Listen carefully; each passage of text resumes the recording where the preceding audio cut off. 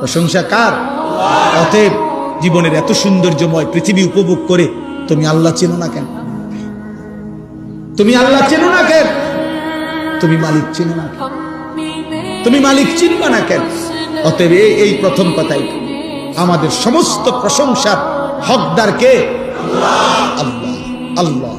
2 number, আল্লাহ বলে এই গোটা জগৎ আমি বান্দা লালন পালন করি, তোমার জন্য সবকিছুর ইন্তজাম করছি।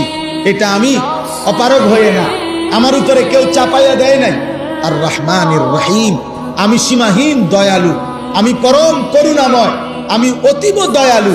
আমার দয়া, আমার মায়া, আমার রহমত, আমার ভালোবাসার কারণেই আমি আল্লাহ এই কায়নাতের সবকিছু লালন পালন করছি। সেকেন্ড সেকেন্ড, পলক পলক, মুহূর্ত মুহূর্ত তোমার রিজিক, তোমার ব্যবস্থাপনা, কায়নাতের সবকিছু তোমার কাছে পৌঁছাচ্ছে।